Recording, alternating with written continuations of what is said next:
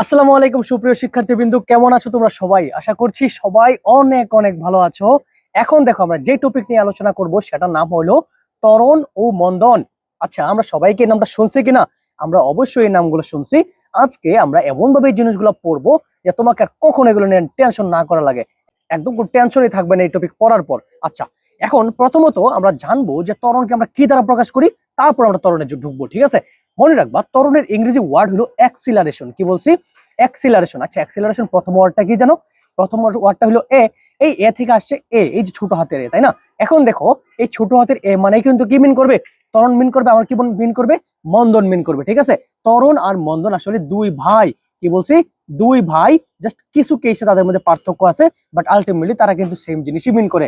দেখবা আমরা একটু পরে দেখতেছি জিনিসটা। ঠিক আছে, চলো।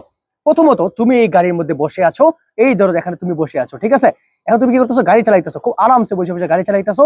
তোমার গাড়িটা সামনের দিকে যাইতেছে। ঠিক আছে, এখন মনে করো তুমি প্রথমে এ স্টপেজে ছিলা, তারপরে গেলা তুমি বি স্টপেজে, তারপরে গেলা সি স্টপেজে, তারপরে গেলা ডি স্টপেজে। এই চারটা স্টপেজ তোমার হাতে আছে। এখন প্রথমত তোমার গাড়িটা ছিল একদম স্থির অবস্থায়, মানে তুমি গাড়িতে কোনো মানে ব্যাগে ছিল না। তখন তুমি ধরো তোমার ব্যাগ ছিল একদম জিরো, তার মানে তখন তোমার কোনো ব্যাগে ছিল না, তুমি স্থির অবস্থা থেকে যাত্রা শুরু করছো। তুমি এ থেকে কই গেছো? এ থেকে বিতে গেছো। এ থেকে বিতে যাওয়ার পথে দেখো তোমার ব্যাগ কতটুকু বাড়ছে? ব্যাগ বাড়ছে 0 থেকে 10। ঠিক আছে, তারপর তুমি এই 20 স্টপেজ থেকে 6 স্টপেজের রাস্তা ফাঁকা পাইছো, দিছো এমন জোরে টান, 20 থেকে চলে গেছে, সরি 10 থেকে চলে গেছে একদম 20-এ। আচ্ছা, এরপরে দেখছো রাস্তার মধ্যে জ্যাম, তোমাকে স্পিড কমাতে হবে। তুমি কি করলা? 20 থেকে স্পিড কমায় নামাই দিলা কত? 5-এ। এই দেখো তুমি যে গাড়ি চলার পথে তুমি যে ব্যাগ বাড়াইছো, এই যে বাড়াইছো, তারপর ব্যাগ যে কমাইছো, এই যে ব্যাগের বৃদ্ধি এবং ব্যাগের হ্রাস, এই জিনিসটা অ্যাকচুয়ালি কি মিন করে? ত্বরণ আর মন্দন। আচ্ছা, ত্বরণ হলো যখন ব্যাগটা বাড়বে। কি বলছি? ত্বরণ হলো যখন ব্যাগটা বাড়বে, এবং মন্দন হলো যখন ব্যাগটা কমবে। তার মানে বুঝতেই পারতেছি এ থেকে বি যে অবস্থাটা, সেটা হলো আমার ত্বরণ। তারপর বি থেকে সি যে অবস্থাটা, সেটাও কি আমার ত্বরণ। কিন্তু ভাইয়ারা দেখো, সি থেকে ডিতে কিন্তু আমার ব্যাগের ব্যাগের কি করছে? হ্রাস ঘটছে না বৃদ্ধি করছে? বলো তো। হ্রাস ঘটছে। এই দেখো 20 থেকে হয়ে গেছে 5। তার মানে যখন ব্যাগের হ্রাস ঘটে তখন আমরা তাকে বলি মন্দন। ঠিক আছে, এই যে তাহলে বুঝতে পারছি, তার মানে ব্যাগ যখন আমার আস্তে আস্তে বাড়বে তখন সেটাকে আমরা কি বলবো? ত্বরণ বলবো।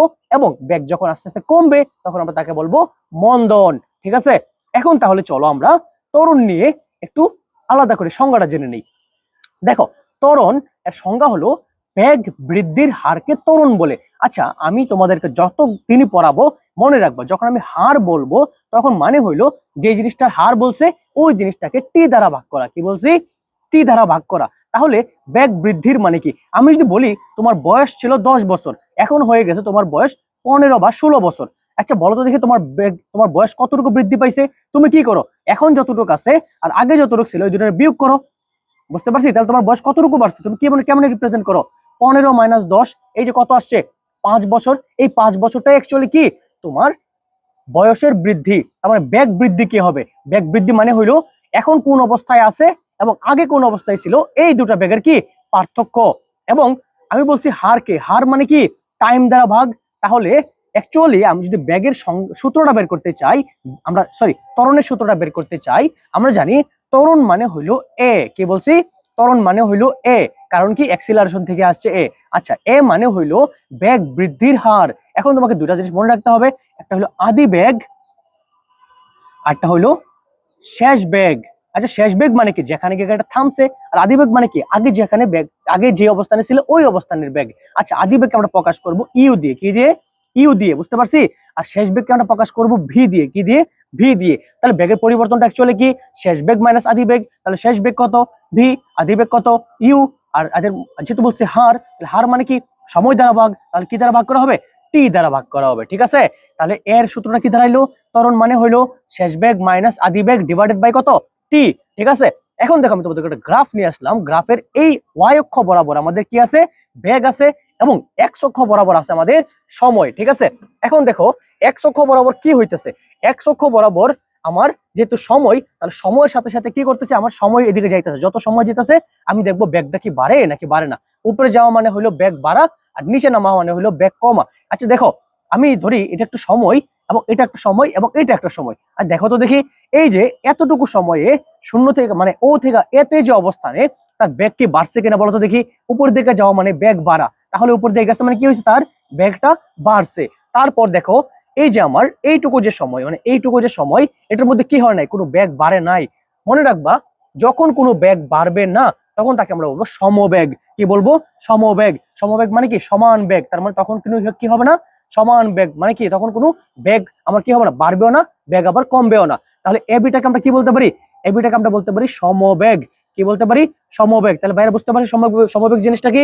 সমবেগ মানে হইলো আদিবেগ যা, শেষ বেগও কি তা। তারপর দেখো বি থেকে যখন সি তে গেছে তখন দেখো আবার কি হয়েছে, আমার বেগের বাড়ছে। তার মানে সময়ের সাথে সাথে বেগ কি হয়েছে, আবার বৃদ্ধি পাইছে। তার মানে আমি এখান থেকে বলতে পারি যে আমার ও এ এবং আমার যে বিসি, এই দুটো কি মিন করছে, ত্বরণ মিন করছে। কি মিন করছে? ত্বরণ মিন করছে। ঠিক আছে। আচ্ছা, এরপরে দেখো আমি যদি মন্দনটা বুঝতে চাই, মন্দনে কি হবে?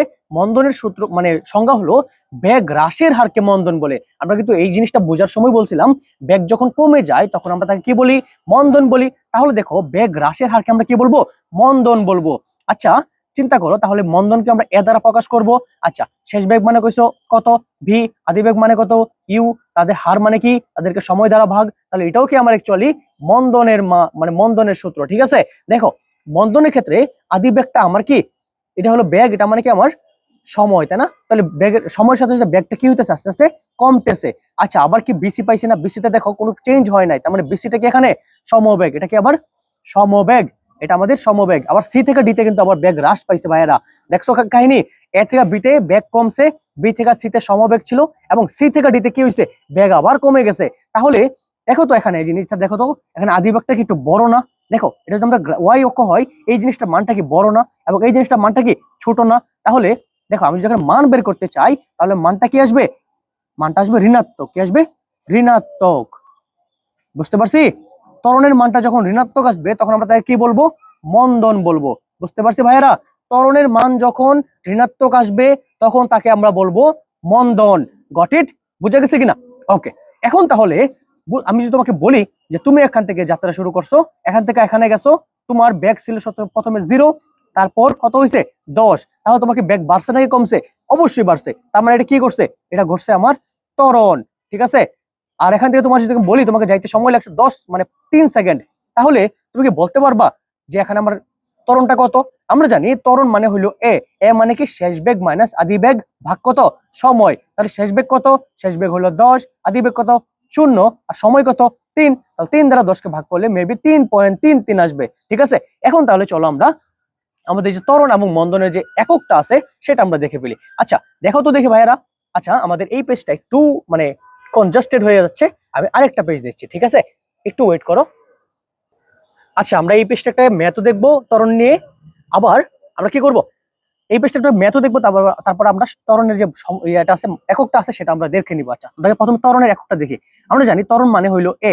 এ মানে কি? বেগের পরিবর্তনের হার ডিভাইডেড বাই কি? সময়। আচ্ছা, বেগের একক কি? বেগের একক হইলো একক সময় যতটুকু সরল অতিক্রম করে, তাই না? একক সময়ে যতটুকু সরল অতিক্রম করে তাকে আমরা কি বলি? ত্বরণ বলি, তাই না? তাহলে ত্বরণের ক্ষেত্রে আমরা যেহেতু দেখতেছি উপরে আমাদের ব্যাগ আছে, তাহলে ব্যাগের একক কি? MS inverse 1। আর ব্যাগ থেকে ব্যাগ মাইনাস করলে তো ব্যাগই থাকবে, তাই না? তাহলে ব্যাগের এককটা কি থাকবে অ্যাকচুয়ালি? এমএস ইনভার্স 1 থাকবে। আর সময়টা কত বলো তো ভাইয়েরা? সময়টা হলো আমার এস।